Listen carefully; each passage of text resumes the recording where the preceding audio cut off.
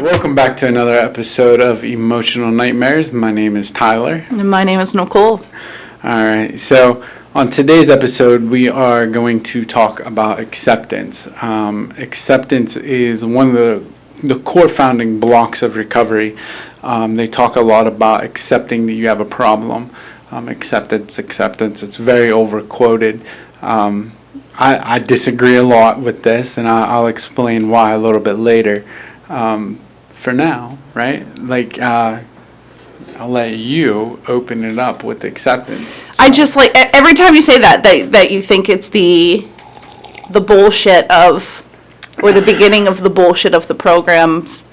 I'm just completely dumbfounded, because to me it's literally everything. It's literally everything, right? Radical acceptance and how that bleeds into expectations, and expectations being the cause of all heartbreak from just not having adequate acceptance. And well, what does acceptance mean? Well, it is what it is, that. I know a lot of people hate that term as well, but I mean, it is what it is for exactly how it is.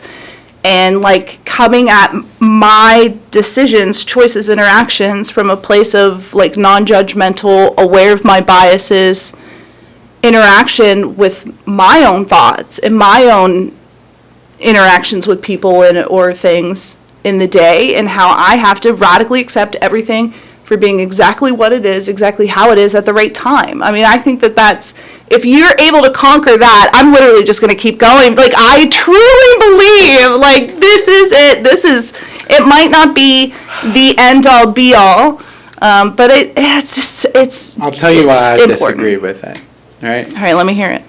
I disagree with the way we use it. All right. So obviously, I believe there's stuff in life you have to accept, right? I hate, and this is just me, right? So don't crucify me, those of you that are watching from the 12-step programs. In my experience, right, I hate the terminology. Acceptance is the answer to all my problems, right? And we overquote this, right? You ever go into one of these the 12-step meetings, right? I don't want to identify it. People are saying it right now as we're talking about it. They are, right? Page. Yep. 417. They're quoting the book, yeah, right? They are. And they're, every meeting you go to, everywhere you go, they're going to be acceptance is the answer to all my problems, and when I find something unacceptable in my life, yada, yada, yada, yada, yada, yada. What's wrong with that? So here's the problem I see with it. I think that's okay earlier, later in recovery. Yeah. Right? Early in recovery, dude, I accepted I was an addict way before I sought help, right? Yeah. I accepted it. I knew it. I made jokes about it. Right. I would sit there and be dude, I'm an alcoholic. Yeah. Right? I accepted it. I accepted that I lived in bullshit, right? I accepted that, when we had Chris on here, we were talking. Me and Chris accepted. We talked, and we were talking before the show with you about this. We accepted, dude, we're gonna be dead by the time we're not gonna make it to 30. Right. Right. We accepted that. We accepted our life as by the age of 25, we're gonna be dead. Let's just wrap this up. Right. Go live the way we're gonna live. Today, I don't find anything acceptable. Right? I utilize internal anger to make change. Okay. Because anger is the greatest gift you've ever been given. Sure. Right? Anger is what allows change to happen. I think acceptance keeps you stuck where you're at. Right? If I sit around and I say, I accept you for who you are, I don't. Right? If I don't like this person for who they are, I'm not accepting you for who you are. I'm just not messing with you. Go be you. But I'll be there when you want to change. Sure. Right? Same way with me. You shouldn't just accept me for who I am. Right? If I'm an asshole today, don't accept that from me. Be yo, you're being an asshole. Right? And I feel that acceptance is very overly used in that way, right? Okay. Where we tell people to accept shit that they shouldn't accept, you know? Primary, like I said early in addiction, man, like, how many times did you go to rehab? A lot. 15, 16, I think you said on the last Those are episode. just the that we rehabs. Those recorded. aren't the detoxes and the mental health units. And No, I think it was 33 times, a total 33 You times. accepted you had a problem. Did I? Or did I run out of money? I think a little bit of both. Maybe a little bit of right? both. And like, you accepted your life. You accepted. How many people are listening that are like, I accept that this is the way my life is? No, the fuck it's not. Right? Like, you can recreate your life at any time. I don't think that this is a problem the way I think it's a problem. I think this is a problem with, like, Perception. Yeah. I was just going to say, like, how I'm perceiving this term to mean. Because, like, I'm well aware that I have my own developmental issues that really shaped or still shapes the way that I perceive and understand things. Social cues aren't great for me. It's hard for me to understand. It's also really hard for me to understand a degree of sarcasm. Like, so when I think of acceptance, I just think of, I have to lose control of this. Okay, so we talked about Miss Bev, right? Miss Bev, love her, right? She wrote, the end of that story that I was telling you from the last episode is that when Miss Jeannie had got me, Miss Bev had got me next because I would not stop hysterically crying. Like, I was just very expansive in the way that I declared myself in time and space. And she wrote stop across my forehead backwards in a Sharpie, and I couldn't rub it off or wash it off. And Turning Point had took my clothes and took my makeup, and like, they were like, you're done. Like, you need a radical change, right? But those were all parts of me that I used as a mask to not accept me for myself, for who I am. And so, like, self-acceptance is something totally different. But again, like, and maybe it's the way that my brain is hardwired, but like, maybe very loose associatively, those things, it's all together. It's one thing for me, man. I got one compartment. It's hard for me to decompartmentalize. It's hard for me to put things in boxes and move around. Everything just kind of lives together for me in my brain. And so if I need to accept who I am for exactly who I am in that exact moment in time, regardless if I'm going to change in the future or not, right, then I also have to accept you for exactly where you're at, for exactly who you are, doing the things you're doing. Now, that doesn't mean I don't, like, my participation in those events have nothing to do with my radical acceptance of the things that are happening around me. Right. But my understanding of acceptance is understanding that I am not in complete power of everything around me. That my perception of how things should be or should not be or act or not act is really not up to me. Really not up to me. Is it? I don't think so. So let's play devil's advocate, right? Right, devil's advocate into the wormhole that is existential crisis. Yeah, right? Because, like, I think that it's not. I feel, right. You can change literally everything, right? Yeah. I might not be in control of a situation, but if I don't like it, I don't want to accept this is just the way it is. Right. I want to change it. Right. I want to make change. Some of that change has to come from within, right? Some of that change has to be with me. Right. Right? Because I think you're using accept how I think I would use allow in my brain. Right. So again, it's my perception of things. So I'm very good with putting things in little tiny compartments. Right? I wish. Because I'm one of the guys that are the overthinkers of recovery, right? So I think that, so if we backtrack it, so acceptance in the way that you're explaining it, I think is very good when I just need to get through, right? I just need to get by. I just need something, just tell me what works, right? Mm-hmm. And then, like me, like I went to rehab and I want to reinvent the wheel, right? And I'm overthinking everything. I'm putting things into different little categories and, well, this, and this. And I think for me, what I found to be the easiest thing is I no longer need to accept any of this. And when I stepped out of that realm, I then was able to create change, right? Okay. Which, and I think even like the people that are listening to this, God willing, they're listening. But I think even the people listening to it, we have those different categories, right? We're going to have the people that are like, bro, that's bullshit. Like, I need to accept this, you know, this, and this. And then we have the other group where, like, it makes sense, right? Because, like, the only thing I need to accept, I cannot use drugs or alcohol successfully. Therefore, if I pick up drugs and alcohol, I'm no longer in control, right?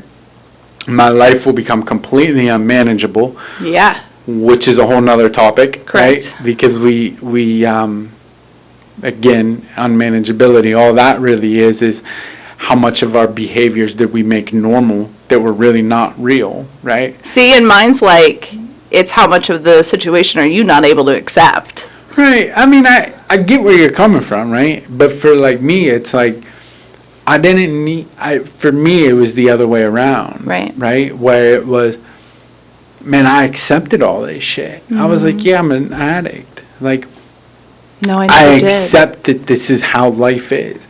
I accept that we live in a trap house, right? Because, like, we live in this apartment, and, you know, Chris lived there, Terry, and my man Terry lived there, who's now passed on, a couple other people that passed on, but we lived in this apartment, and, like, I mean, I want to let my cat live there. You know what I mean? Like, it was black carpet. It was a trap Oh yeah, I house, remember right? you and Chris talking about how were you not embarrassed to have people over? It wasn't even a thought. Didn't even care, right? Yeah. Because it was a real trap house, Yeah. right? Like, the only thing we had going in there was we had a big screen TV. That you boosted?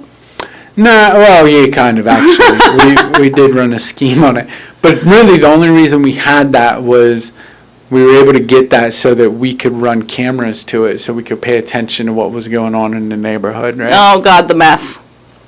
Nah, yeah, it's A little bit. neither here nor there, right? Nothing around. Let's protect the guilty and not Sure, mention it. sure. But anyway, like, so we just accepted, like, that is life, right?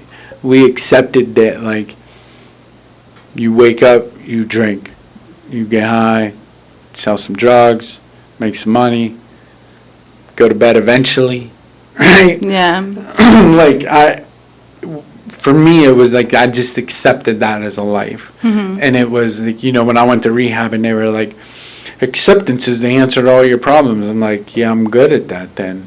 Like, I accept this shit for what it is. Like, I'm out. Like, I accepted it. And for me, it was unlearning that behavior. Sure. Right? It was me unlearning, wait a minute, I don't have to accept this, right? Like, I'm a high school dropout, right? I dropped out of high school, and when I got sober, I said, wait a minute, I don't need to be that, right? Because I accepted I wasn't going to get any further, right? Because I have dyslexia and stuff, and I was like, I'm never going to be anything or get any further. So, like, today I have a master's degree, right? Yeah. So, like, I took that where I was like, wait, I'm not going to accept this anymore, right? I'm not going to accept that I have this disability, more or less, right? It's not a disability, like, I just see letters fucked up. But where I said, I'm not going to accept that anymore. That's no longer the excuse that I'm going to use, right? Because I used used as an excuse. So it was me saying, I can do different and be different. Watch this. I'm going to go do different. Yeah. So, like, I used my internal anger of I didn't want to be, oh, here's a high school dropout. So it was, okay, now I got a GED. Okay, now I got a bachelor's degree. Watch this. I'm going to go get a master's degree. Now I got a master's degree. Now I know a little bit about what I'm talking about. Yeah. Right? So it was, in all honesty, I have enough credits for a doctorate degree The only reason I don't have it, Dissertation. I'm not doing that shit. Yeah. It's writing a book. You write a book. Or you write a book. And I gotta pay them to write it. That's correct. Like, go fuck yourself. Like, I'm not doing And it's that. preferable that you don't work during that process. Yeah. And you actually pay them. Yeah. It's a lot. That's stupid, right? Yeah. System's broken. Don't literally get me started. Yeah, so I guess, so in the way that we're using this, like, we're using acceptance in the same way, just different perceptions of it, right? Yeah. Because, like, for me, it was, I had to unlearn accepting everything as a problem. Yeah. Like, no, it's not. Like, I used it as an excuse. Yeah. So for me, it was, I can no longer use this as an excuse. I have to change shit. So I have to change myself. Acceptance is bullshit in my world. Because in my personal world, if I accept something, I'm done with it. I'm done with it. All right? I'm done. I accepted it for the way it is. Right? That's why, like, the only thing I accept today, I cannot use drugs and alcohol successfully. Right? I get that. I'm cool with that. Mm-hmm. Done with that. Right? Now I have to move forward into other things. Otherwise, I'll go back into believing I can successfully use. Right? Sure. So, for me, I use the acceptance as an excuse. That's why I think it's bullshit. Okay. So, like, I can see how and while you're talking, I'm kind of thinking, like, how did I get to this perception? How can I accept this to be exactly what it is? I think it's because your institutionalization and the things that happened to you impacted you at such a young age, when I was still, like, trying to figure out that I had my own autonomy. Mm-hmm. I never, like, really understood that until I was probably in my late 20s, honestly. And so when I didn't accept something as being what it was, I was meddling in it too much. And so Miss Bev, right, so the end of this story, to turn it back around, Miss Bev, she walked me over to a sink, right? And I've done this plenty of times in inpatient to my clients too, which, like, it's my favorite, right? So you have a sink, right? And the sink makes water. You turn on the handle, it comes out of the nozzle.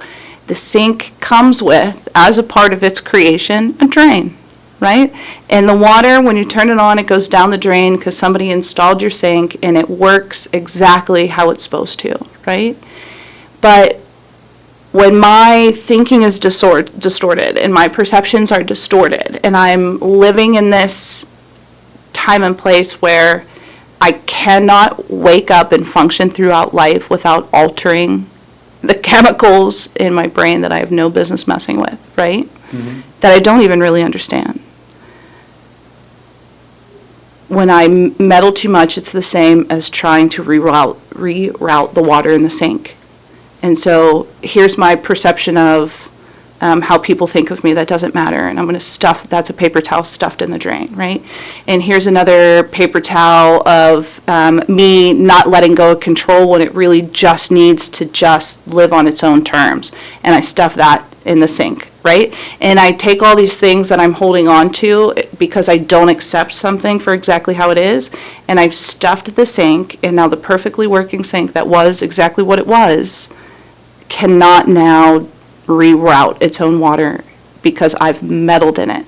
Mm-hmm. And so if I just accept that the sink is the way the sink is, and it turns on and it funnels water, and that's exactly what it's supposed to do, if I just accept that for being what it is, then it works perfectly fine. But if I start meddling in that with things that my beliefs and my values lead me to perceived as just unacceptable from person, place, thing, or situation, then I am radically going to be irresponsible for my choices, because I will create self-fulfilling prophecies. And when you think about, like, us in the system, right? Which, you're right, a lot of you guys that are listening, you're not professionals in the system. Sometimes you make it there, right? This all happened to me because when I was, and this is what I've been dealing with recently, which I won't talk about too much, just in case she watches. But I had my first child at 19, and I had gotten such bad postpartum after that I was like standing in such hot showers that I was causing like burns and blisters on my skin, and I was like whacked out, and my grandparents were still attempting to raise me because I was a kid. I was 19 and I was not in a good headspace. My mom was still doing all my mom things, and I had a kid. And I really wanted to be its mom because I wanted to be better at being a mom than my mom ever did, right? But then I didn't know about postpartum. I didn't know about, situations, relationships. I didn't have skills, so when that relationship with my daughter's father had fell apart, I had nothing. Right? And this was right before I started using. I would say it probably led a lot to me abusing drugs the way that I did. But I landed in a psych ward because my grandma was like, you should call somebody and see if that's normal, right? And now as a professional, I know that when someone calls and says, hey, this, that, and the third, your professional response needs to be, if you feel that you're not safe, go to an ER. You have to say that. Well, I didn't know that at that time. Not that going that was like my first mental health experience. And so not that going to that facility was a wrong thing. It really opened my eyes to a lot of things, but I was diagnosed bipolar. And no one ever addressed my postpartum, and so I went home, and it was still just equally as hard for me, but then I started doing the whole medication trail because the doctor said that you have to take this medication before you can try this medication because you just have to roll stuff out. 'Tis is the system, right? Right. And Which sucks. It sucks. It's the worst part, because if you line up 10 physicians across the line, you're going to get 10 different opinions, and you'll probably get at least 5 different med lists or diagnoses, and so that is what it is, and we can get into that. That's another thing I had to radically accept, but I had to not accept that I knew that I wasn't bipolar, that I knew that these things were not. For a long time, I actually was just like, what, I got to stop fighting it. Mm-hmm. And I remember being on medication that I thought worked for me, but really it was just numbing me in a different way. And so I didn't feel the need that I needed to seek to numb myself, right? Right. So now, way moving forward, my daughter's 16. She just turned 16 the other day. I called off work for her birthday, which was fine, because I had a kid at home sick anyways. But mentally, it was still a lot, and what has helped me stay sober long term, and you might disagree on this, is I was I have to show her that I did do something right. I didn't even see her turn 5 before I lost her, and I'm not allowed to have communication with her anymore, So I mean, I don't disagree with that. I think that that's a good, I always tell everybody is I didn't get sober for me. Right. There has to be a motivating factor, right? Now, obviously, you have to want sobriety for you, but there has to be a motivating factor, right? For me, and I won't get into a lot of details, but my man TJ, and he should be coming home soon, that was my motivating factor, was him in prison. And he was like, dude, stop what you're doing. He's like, you're going to go to rehab, you're going to go change, you're going to fix your shit. The fact that you've broken your microphone is very distracting. I know. I can't help but play with this.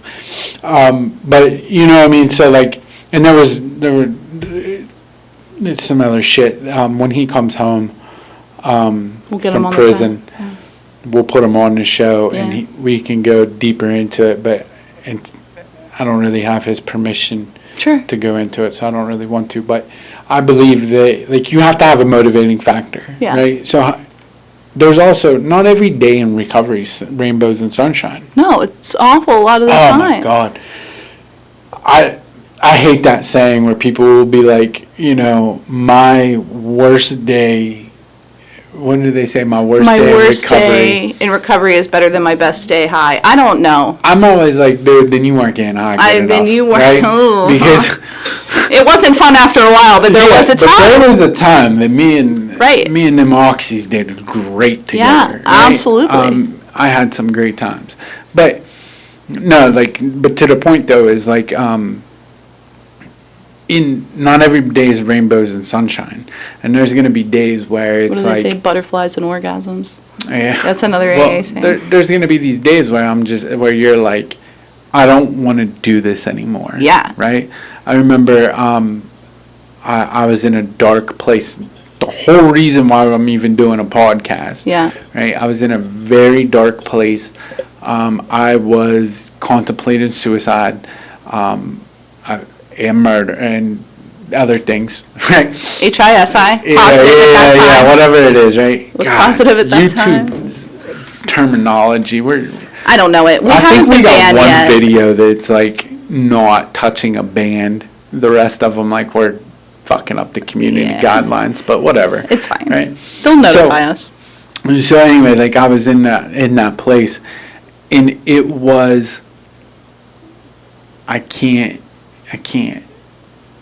gotta do this for these motivating factors, right? Mm-hmm. And like those motivating factors, sometimes, man, you gotta grab whatever you can to keep you motivated. I know Yeah. one of my best friends, his daughter, I called him and she answered the phone, and I was like, that's my motivating factor, right? It's because I don't want him to have to explain to her when she says, where's Uncle Tyler? Yeah. I don't want him to be like, oh, honey, and have to explain it, right? So that's a motivating factor. So the fact that you use your daughter as, I can't get high, like, I can't go do this Yeah. because I need to show her I did something different. There's going to be days where that's the only thing that Yeah. prevents you from going back there, right? Oh, yeah. Because let's face it, like, even the people listening, I mean, we have a strong recovery community, and like the people listening, like, they're struggling. Right. I mean, shit. 100%. If you're watching us, you got an issue, right? We don't get through to some normal people. If you're a working professional, there's also an issue. You don't pick this right? field for just any old reason. So, like, you know what I mean? Like, we're not, like, there's going to be a day where it's like, I don't want to do this anymore. Yeah. And, like, you need that motivating factor. Like, yes, you have to do this for yourself. And we say that all the time, right? Mm-hmm. You have to want to get sobriety for yourself. Yeah. And I think I heard that constantly. Right. And I would sit there and be like, yeah, but I don't Right. want to do it for myself. Right. Because let's be real, that those of us, like, when you first came into the sobriety, Mm-hmm. just like when I first came into sobriety, I didn't love myself. No. I didn't even like me. I still right? struggle with that.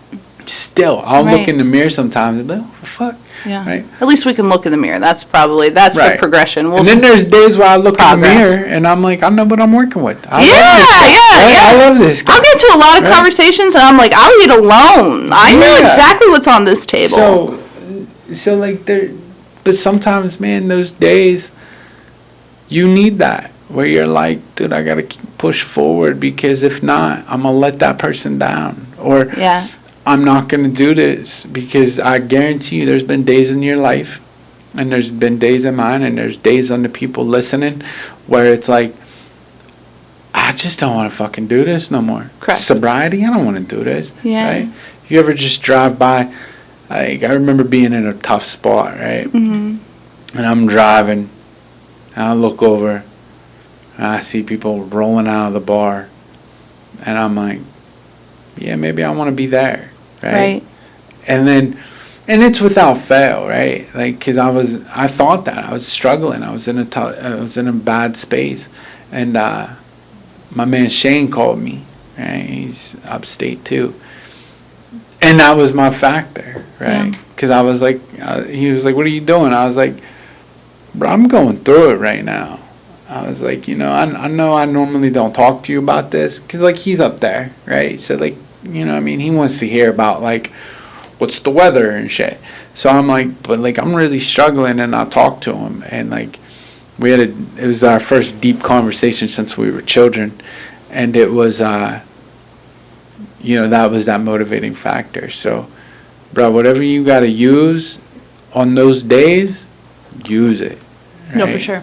Because long term, you know as well as I do, if we're just like, I don't want to fucking do this anymore, and I don't have anything else, I'm not going to do it anymore. Right. And it was all for nothing, right? It was all, everything. It's easier to give up than it is to keep going. And always, at any time. Yeah, absolutely. You know, when I talk to people, even now in my job or at the unit, and they're like, I've had enough. I want to check out. I'm like, hey, Helms, I get it. Yeah. Kevorkian, was he really that bad? You know, like I kind of, and I'll make dark jokes about it. It is what it is. But I mean, for people like us who have really struggled with, is it worth it to continue to live anymore? I mean, this is what goes through our head. You got to worry about if it's worth it even to do this anymore. Honestly. Because there's been days where I'm just like, I'm broke. It would be worth it for me to sell crack again, right? I was literally just thinking that's kind of almost the bigger struggle now. Is it's not even like doing the drugs, like things that these kids, I mean, honestly, if you guys are out there struggling, trying to get sober, the things that you guys are going through and doing now, I mean, I can't begin to start a perception about that, because those things were not available to me. I couldn't do it. Yeah. Like, I'll be honest, today, I would die. I would be dead. I commend the people that get sober today. I can't believe it. Right? I thought it was hard when I did it. Like, it's I got easy. sober in 2006. Now. Yeah. In 2006, we didn't have all this shit. Right? Nope. Like, we didn't have the medical marijuanas, the Suboxones, the methadones, and I think we talk about this. We just had methadone. That was it. It was like, oh yeah, we did have methadone. Die from the eat cake or death. And it's like, that's not cake. That's methadone. It's gross. Yeah. So, I mean, at the end of the day, like, we didn't really have that, right? So for me, like, it was back then, it was like, I don't have another choice, right? And I guess that was a blessing too, because when I got sober, it was, I don't have another choice. Right. This is my only plan. Right. Right. It's either this, or I go with these people that are pushing me to stay to do this. Right. And again, he'll come on and tell the story, but it was, I gotta do this. So today, these guys out here today, man, I commend them a lot. I can't believe it. Just getting sober today's world is so much harder. Well, and like, even the systems are different. Like, I remember when I got sober, it didn't matter if you had been to that rehab 6 times that month. Especially if you had Medicaid, you were getting right in. Yeah. It didn't matter, there were next to no limitations. And so, like, if I ran out of money, if something was running too hot, I needed to go somewhere. If I ended up homeless for one reason or another, I could just jump in a rehab at any point I want. It's not the same anymore. Insurances don't do that. They're not all DNA, especially like in Pennsylvania. I'm not sure about like what the laws are in the other states. They're all for profit. There's non-profit. So the like, insurance company literally told me, I hate this, man. It's like, I had an insurance company tell me with the guy. She said, well, homelessness is not a factor to keep them in rehab. And I said, but if I send them home homeless, he's going to use again. Correct. Because what other option does he have? It's December, freezing cold out. Right. What choice does he got? The homeless shelters are full, rehabs are full. Yeah, she said, well, you better figure it out, because like, being homeless is not an excuse. Can't. And luckily, I met a guy who owns 3-quarter houses. Oh, yeah, you were talking about this guy.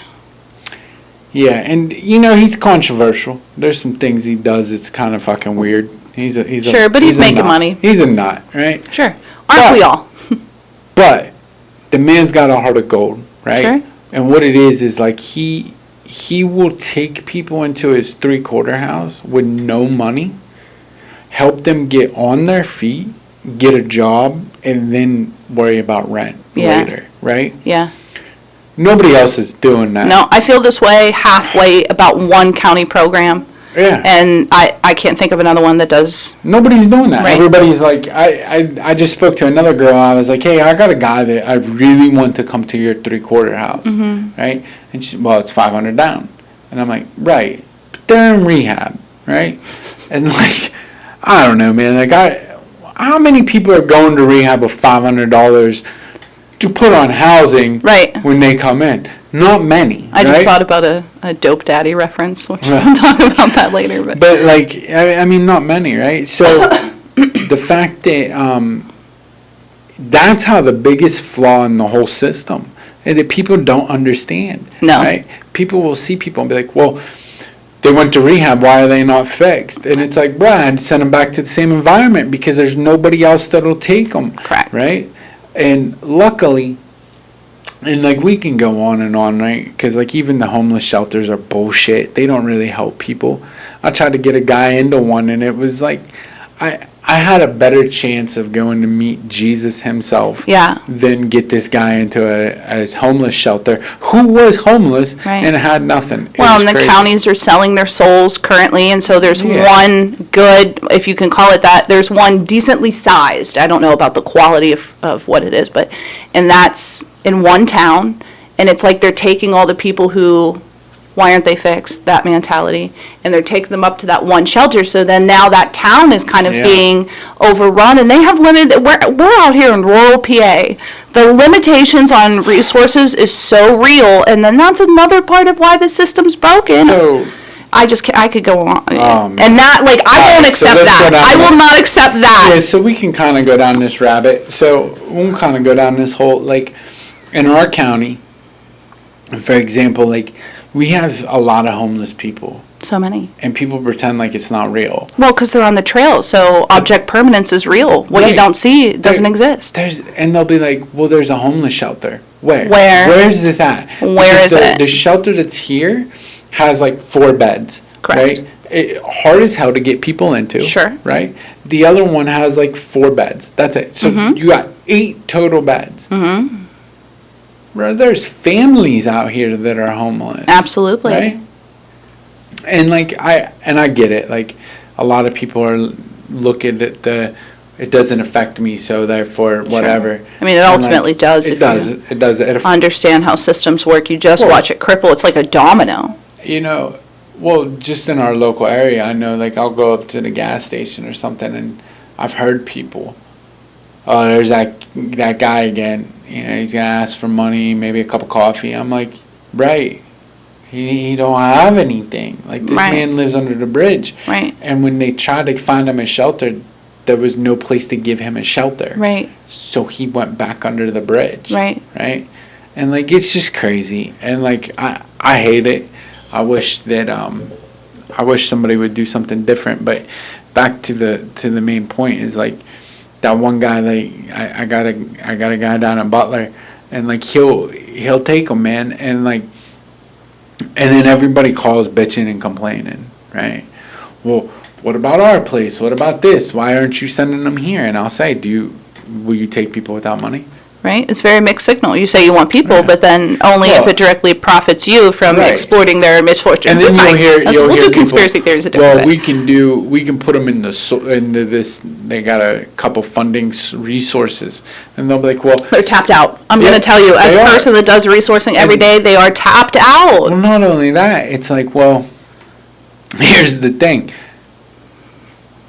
They can't get it. Nope. They don't qualify. Nope. Right? Nope. Every once in a while, you find somebody who does qualify, and we're able to get them in, and like it's cool. Like because they have commercial insurance, which means they have a job. Right. How are you holding a job with luxury insurance while struggling with mental health and addiction issues? And that's what I hate, is because a lot of people look at it like it should be so simple.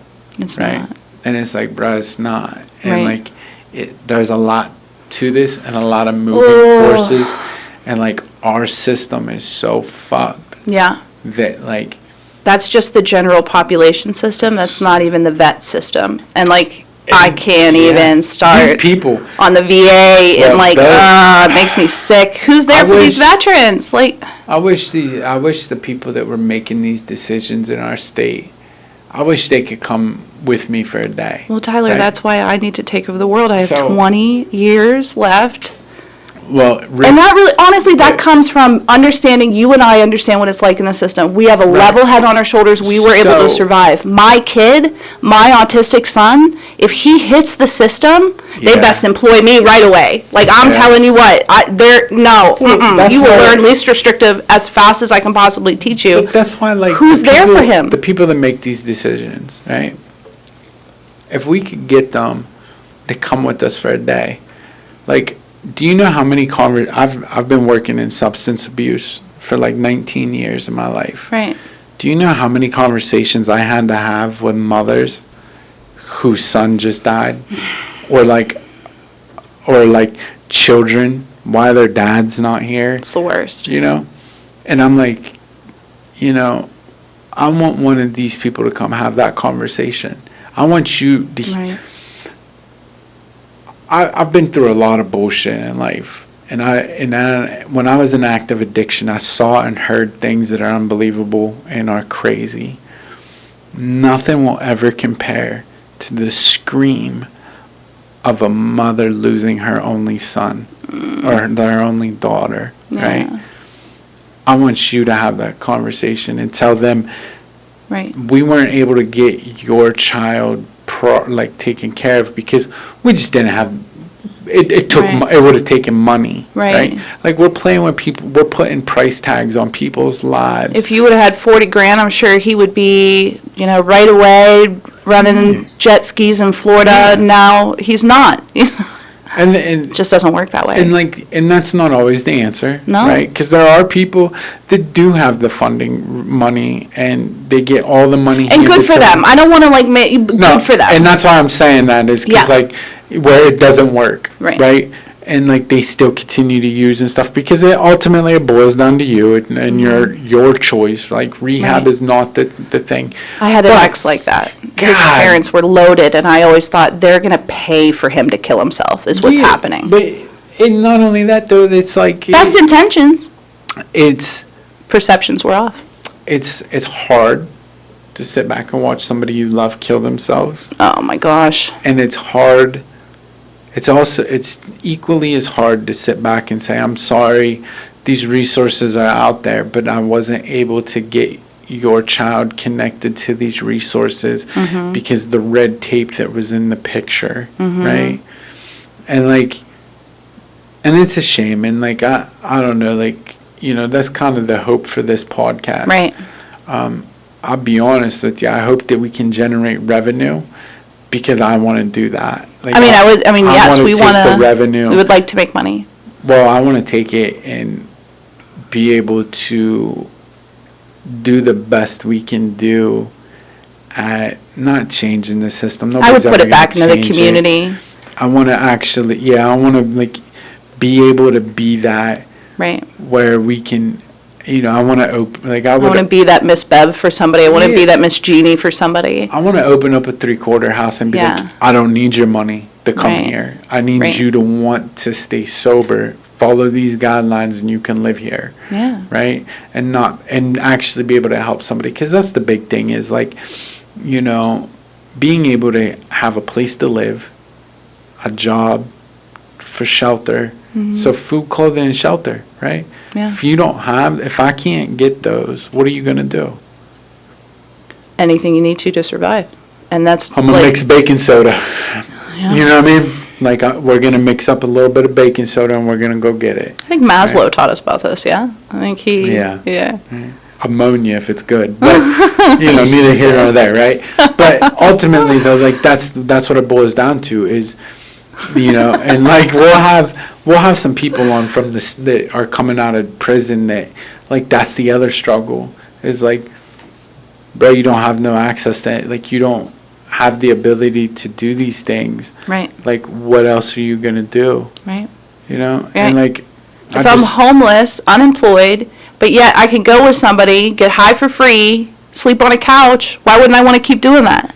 Honestly. Or if I can get out of prison and go get a G-Pack fronted to me and I can get back on my feet that way, that sounds a lot easier, right? And I know like that's very controversial, right? People will bitch and complain and, oh, no, you gotta work hard to get whatever, and like, yeah, that's true. Right, I'm not, And like, dismantling God that theory. bless your ability to do that. Right. But when you have that long gap in history, where it was like, even now, like I got a friend of mine, man, it's so crazy. Like he's doing 10 years in prison over marijuana. Now this shit's legal. I know. And again, this is what's And he's broken still in with the prison. system. Because if they were to go back on that, then all these people would have to come out of Yeah. prison systems. Prison systems are now for profit. But when he gets out, right, And again, we'll go into conspiracy theories. there's that long Different gap now. of history in there. So it's, yes, he's gonna have to fight to, and he will have resources available to him, but it's also one of those things where there's such a long history gap. Who's hiring him? Right. Right, and then... And I hate that argument because people will tell you... Because then they'll come right back with... Oh, there's all these jobs out there hiring people, and it's like, yeah, again, go away for a long period of time, come home, and then try to do it. There's only a few places. People want you to have a master's degree and be paid $15 an hour. Out of here. Right. Out of here. And they take advantage of the people. They take Because advantage. those are your county employees. Those are your county employees. Those are your jail employees. Those are, let's pay them $15 an hour, force them to have a degree, and then put them in a culture that suppresses their way of thinking autonomously. It's fine. Bro, we're way off subject. It's fine. Well, but the point of that is if I don't accept that for exactly the way it is, then I would have never been able to advocate for myself into somebody reevaluating the history of my diagnosis, into the history of how that medication wasn't right for me and shouldn't, or into, I would have never really appreciated the adoption that happened with my daughter. I would have never today. She speaks 2 languages. She's on the Honor Society. She's absolutely beautiful. I did none of those things. And so if I didn't have some sort of acceptance of those things, I'd be out drinking because of that. I'd be like, you know what, I'm her mom and she doesn't even know that, yada, yada, this person that. No, man, she has a beautiful life. And my acceptance is... Well, I'm glad that you don't use acceptance as an excuse. Because I would. I'm trying not to. Right? I would. Yeah. And like, So I don't accept that our system is this way. And God willing... I don't allow it to... I guess this is the point where we don't accept it, but we do allow it because what are we going to do? But we can't start at the bottom, which is what we've learned.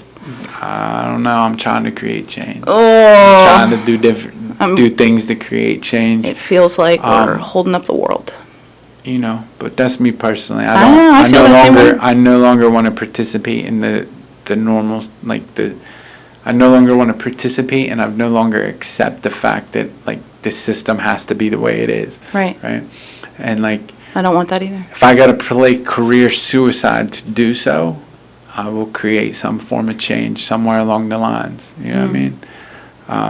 But we're at 48 minutes. Right? We're at 48 minutes. So, which I'll explain because I don't know what episode number this is going to be or how we're going to air this. But we're going to try to keep, when it's just Nicole and I, we're going to try to keep our episodes down to 30, 45 minutes, just for us to.